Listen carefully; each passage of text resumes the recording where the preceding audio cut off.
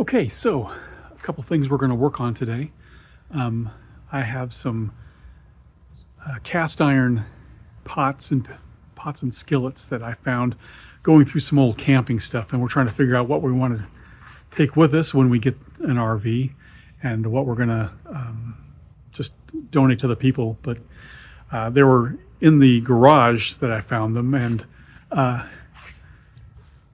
if you know anything about South Texas, it's hot and very humid, and so they were rusting, and I wanted to see if I could recover them before we decide if I'm going to keep them or not. And also going to give you an update on the RV, on selling the house situation, and maybe talk about some photography stuff. So stick around. Thank you. Okay, I am going to try to do the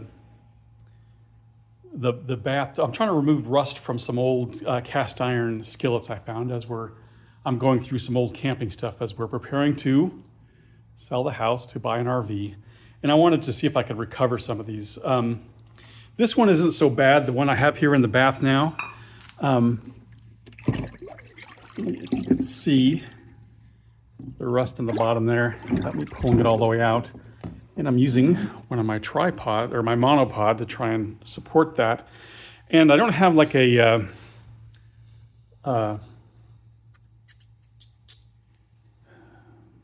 I don't have an iron rod that I could use to try and use as the sacrificial lamb for this thing. This is just a test one. This is the one I really want to recover, and you can kind of see it's pretty bad here where it's flaking off. Some of that rust is bad. I don't have, so instead of using the iron thing, I'm using this barbell with a very cheap braided copper wire. Hopefully this is going to work. We'll see. But I have an old battery charger that I'm going to see if I can use to do this. Otherwise, I do have another tool that I could try to use for this. I briefly tried to do copper plating on wood, which I thought would just be really cool and really neat. And I spent a bunch of money trying to get that to work, and I finally gave up trying that. Okay, so I'm going to set this up, plug it in. I'll be back in a second. Okay. I have changed out the copper wire. I didn't think it was working, but it already had turned blue from oxidation. But, and look how dirty the water is. And this is just from, it was clean when I put the skillet in. So maybe I add the washing powder. I can't remember who the manufacturer is of it. Maybe I'll put it on the screen here so you can see it. But I added the washing powder to it, and maybe it's just that's cleaning it. But I've plugged it in, and instead of, I don't have any wire around here other than this cheap copper wire, but I have chicken wire because I live in Texas and it's the law. You have to have chicken wire. So I have some chicken wire that I cut off, and I've wrapped that around a weight, and I've put that in the water, and I've plugged it in. It seems like maybe it's doing something. It's kind of bubbling there, and that's what you're supposed to get. Although it doesn't say anything on the charger, but maybe it's not supposed to, because God knows I don't know anything. Anyway, I will let you know how this goes probably in a few hours. Okay, it's been, gosh, about 6 hours now, I think, and it looks like it has done some work here. You can see how rusty it looks. By the way, the chemical, or the stuff I added to the water, is this Laundry Boost Arm & Hammer Super Washing Soda. And all this is sodium carbonate, which is completely opposite, or not opposite, completely different than sodium bicarbonate. So do not mix the two up. Sodium bicarbonate is just your baking soda you would have in the kitchen. This is fairly caustic. And I found out that I stopped and checked it, and the hard black crusty stuff that forms on the outside of cast iron on that one I put in there was really loose. It was like soft and just rubbing off. And so I added another one in there that wasn't rusty, but I couldn't get, it had some of that buildup on the outside. I couldn't get that off. So I added both of those in there. And so this is the one I had. And this is I think a fairly rare brand, this Wagner ware. But but you can see on the edge here, this is that stuff that was, you can see it just comes right off there. So I'm gonna take this out the back and hose it off and scrub it. And my goodness, this is the other one. And just look at all that. Set this down. All the stuff that was just so, like I was just scrubbing and scrubbing, I couldn't get it off with a steel wool. Look at that, it just comes right off. This is amazing. Perfect. All right, I am going to clean these up, dry them, start seasoning them. And right now, I'm gonna add some more of this to this and put the big one in there. This is the big one. I'm gonna leave this running overnight, see if I can get that other crap out of there. This is pretty exciting. All right, see you later. Okay, I'm in the backyard now, and I wanted to show you, after I've rinsed these off, how good that looks. There's a little bit left here, and you could see this is the part that was out of the water, right? That I had that the connection was clamped to there. However, you can see, even though on the side it looks almost new, the bottom still has some of that black on here, and it's a lot easier to remove. And you know, don't anyone tell Kelly that I'm using her frosting spatula, because I'll be grounded. Okay? Good evening. I am David with Two Old Campers, and you may be wondering why I'm sitting here in the dark, and I'm going to tell you in a couple minutes. But it's not that I'm grounded or that I'm in timeout or something. I haven't done anything wrong. But first, I want to give you an update on the RV situation, because this is still an RV channel. There is no update. There's still, haven't sold the house. We're hoping that interest might be picking up soon, but as of this time, there's no interest right now. So we're still in the planning stages, and as is normal for us, we change every week of what RV we're looking at. We've decided, we think, that we want a toy hauler because we have 5 animals, 2 large dogs and 3 cats, and 2 e-bikes, and Kelly's e-bike is about 90 pounds, and I don't want to try to lift that up onto a bike rack behind the RV. So we're thinking toy haulers, and we have been going from Alliance to Grand Design to, I like the ones from East to West. The Dakota ones are nice. There's just so many nice ones, and we keep finding ones that we really like and things we really like about them, and we'll switch from one to the other and back again. So we haven't come to a conclusion yet on that. But first, we're going to be buying a large dually truck, and we want to get that out of the way.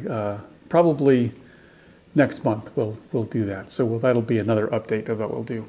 But what I'm working on tonight is a type of photography that I've always enjoyed, and I don't do it as often as I would like to, because it's kind of fun and it always has interesting results. And with the new advances in AI now, it could be even more fun, and we're going to find out. My mom had collections of a lot of things. I think at one point I counted that she had probably around 1,000 nativity scenes of all different nationalities and cultures and types and materials, and she liked collecting things. One of the things she had collected was these statues by Jim Shore. Let me grab one of them.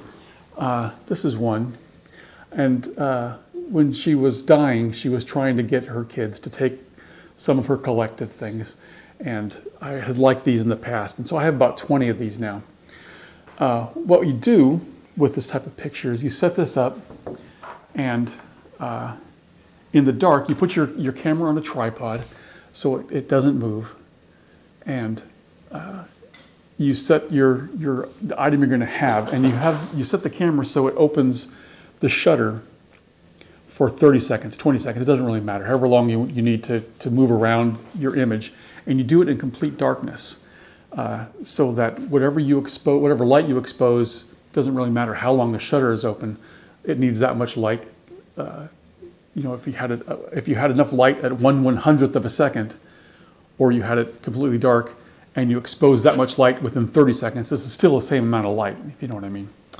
And I have these lights, they're called speed light, and you use them with the shutter open. You open the shutter for 30 seconds, and you can walk around the image and light it from different angles. You know, different parts of it that you want to highlight, you can highlight.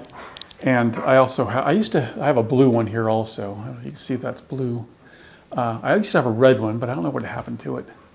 And so you can like highlight it from, and then from behind you can add blue light during that 30 seconds, and you can add light wherever you wish to add it. These are nice. I don't know if you can see. Probably not, because I don't have any light in here. Alexa, turn on the dining room lights. Okay. There we go. See, I'm not in timeout. You can see the tips here. The light has a cap on it that kind of puts the bulb down below the cap. So when I'm holding it close and the camera's over here, you don't see the light, because it'll be like a ghost, right? Because it's only there for a second out of the 30 seconds that's open. So these have these little caps on there, and they crack a lot. I've had to replace them many times, so I have some duct tape wrapped around it. So I'm going to do that with a couple of them, and I'll post them, and I'll put a link below of where you can see the images that I've created. And then I'm going to take those images, and I'm going to upload them into Gemini, that new Banana Nano thing, and I'm going to tell it just to take this image and place it in an appropriate setting. And we're going to see what it comes up with to add the images. And then I'm going to take those images and I'm going to upscale them to make them a larger size that they'd be able to be printed. All right, so I will show you how that goes. But I'm going to, this is the other one that, for some reason the bottom here is kind of bubbled, and that doesn't come off. At least I don't think it comes off. But it got most of that stuff on the side off. I'm going to put them back in and let them just sit overnight. I'm going to mix a new batch of that stuff in that old ice chest and see if it doesn't get rid of all the stuff. And also, I took this outside so you could get a better view of a kind of a before, and then we'll do an after in the morning. But you can see this is that rust. It's just flaking up here. And the rest of it still looks pretty good.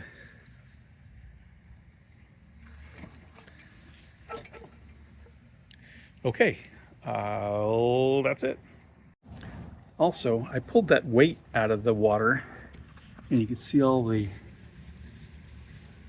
rust and junk that just sticks to it, which is pretty awesome. The chicken wire is also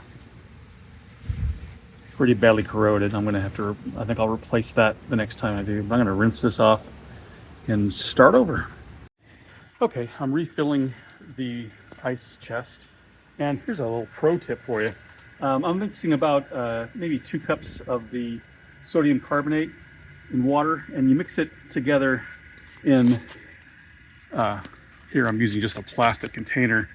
And this way it doesn't all get all chunky in the bottom. You're trying to mix it in the ice chest, and that won't work well. So this works great. I've done it the first time this way. I just mix it up, dump it in, good to go. Okay, I have it set up in the garage, and you can see I was gonna start doing the video about 5 minutes ago, and you can see the water was clear. It already is not. So I've moved the weight up so it's higher out of the water, so I can clamp onto it easier. And I have all 3 of them in here. I'm just going to clamp onto the large cast iron pot there. And if you're wondering why I'm doing this in the garage and not out in the nice, cool backyard, is because we have 5 animals, 2 dogs and 3 cats. 2 of the animals aren't that bright, and I was worried that they were going to drink out of here, and it's not very safe to drink out of here. And I know that it's not safe. One is when I was showing you that I was mixing up the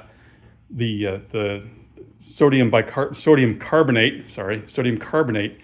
That plastic container was getting warm, which is a good sign that it's caustic like that, or that it's a extreme pH. The other reason is I got some on my hand when I was trying to mix it with the cast iron, and it felt really soapy, and it's not soapy. So that's the fat in my hands dissolving. So my hands will probably peel tomorrow. If you ever do that with like spill ammonia on your hands and it feels soapy, ammonia is not soapy unless it's soapy ammonia. You can buy that. So I'm going to clamp these on, plug it back in, and I'll check it in the morning. Okay, I have high hopes for this. Last night I had pulled them out to check how they were doing, and it seemed like the battery charger wasn't working right. It never showed any volts. So I pulled out this little tool I use for the copper plating, and I just unplugged the battery charger, and I left them clipped on, and I just attached these clips to that, and it looks like my battery has fallen into the water. And but boy, look at all that. I have high hopes for how these are going to look. So I'm going to dump some of this water out and take it into the backyard and have a look.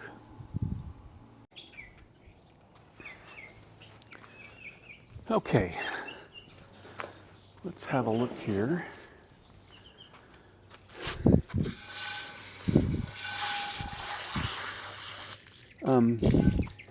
Well, the inside, as you can see, looks very good.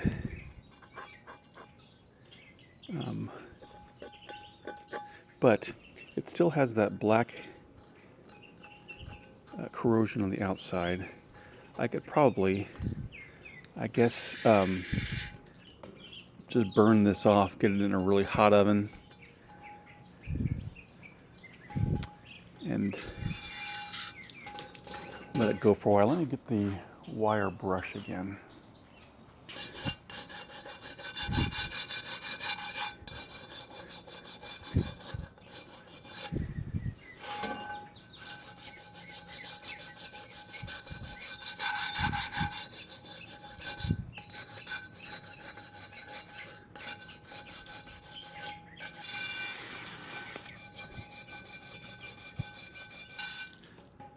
All right, well, let's look at one of the other ones.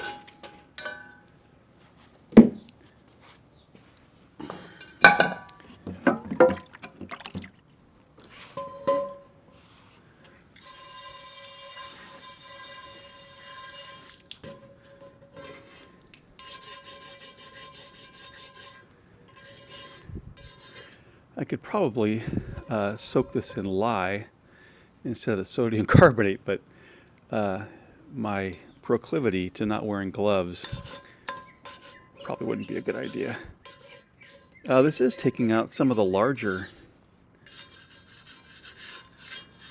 pieces that were stuck on there.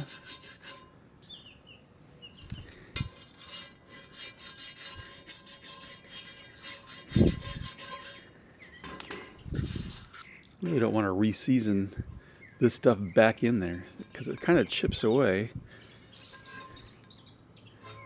I'll try some other stuff on that, I think. All right, now the big one.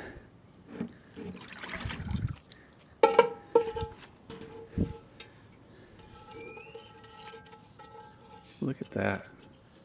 That is just falling out.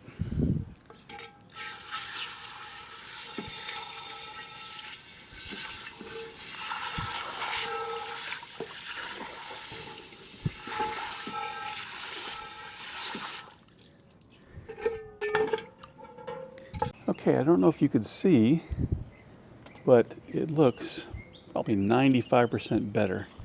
There's still some areas, like right here, and around the edge that still could use some attention. And I think I'm going to set it up to do another few hours to see if it's just like layers of things that maybe we can get down through. And I want to try to get the rest of that off of the edge before I season one of the skillets. So we'll see how it goes. Okay, this is the lodge one, and I like this because it's so deep. But you can see it still has this black stuff around here. And hey, look, there's Lynx. She's one of the cats I'm kind of worried about. I soaked out the patio here so I'd wash away all the chemical that had gotten dumped out. But she is one special kitty. She's polydactyly, and sometime we'll hopefully show you more about her. But she's got extra thumbs, so it looks like she's wearing gloves. She's just awesome. Okay, so I have my Dremel here. Let's see if I can show you just have a wire brush I'm going to try first before I go to something more difficult. And it would be awesome to be a manufacturer or someone that no matter what tool you use, you still call it a Dremel, even though it's made by someone completely different. Okay, I'm going to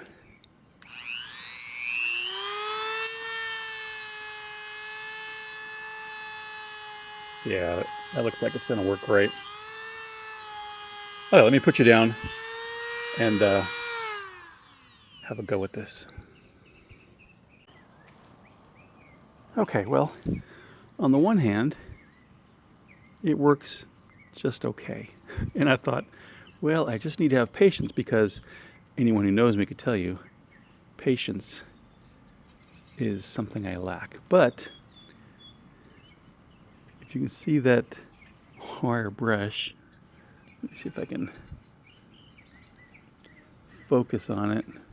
It's almost worn all the way completely off, and I've been at it for maybe a solid 2 minutes. So I'm going to try something a little more aggressive. Okay, I got the rest of them out, and you can see, I think, let's see if I can get it to focus here. It got all rid of all that. There was still a little bit of that stuck on, and I used an old screwdriver to scrape off what was left, like I always do, an old screwdriver, because that's, perfect tool for this kind of stuff. So this one looks great. Now I'm going to look at the other pot now, see how that's looking. Okay, the pot, this one has little feet on it, is much better. It's still really pitted on the surface, and I wonder, we bought this at a yard sale thinking it would be great. We did a lot of tent camping, and we thought this would be really great for that kind of campfire scene. I wonder if they used it, they say don't use tomato-based sauces or anything in these things. I wonder if that's what happens maybe if you do that. It's really pitted around, at a level about where things would be, that kind of thing. I'm going to try to scrub it up. Yesterday I bought one of those chainmail cast iron scrubbers on Amazon, and that should be getting here in a couple days. But I'm going to go ahead and just use a regular steel wool scrubber on this thing and see if I can get this down, and then I'll season it, see how it looks. Okay, that's going to wrap it up for today. Thank you guys for sticking around with us. I'm going to show after this a picture of the cast iron pots and skillets, and they turned out pretty well. I'm really happy with how I didn't have to throw them away, which is pretty wonderful. I'm also going to show you the pictures I had done with the paint with light. I did with those little flashlights, and show you how those came out and how they worked with the AI I uploaded them to. I didn't just use Gemini. I tried with some Chat GPT and also with Grok. So it was interesting. It just had a very simple prompt, is to reimagine the subject of the image in an appropriate scene, making the image human size, right? Because I was having problems with them trying to put the images on like a shelf on a fireplace. So I'll show you how they turned out. It was interesting, an interesting struggle with the with the AI. So thank you again, and we will see you next time. And I promise you that Kelly is going to be doing some videos because she's probably going to be the main driver behind the channel. So thank you again, and good night.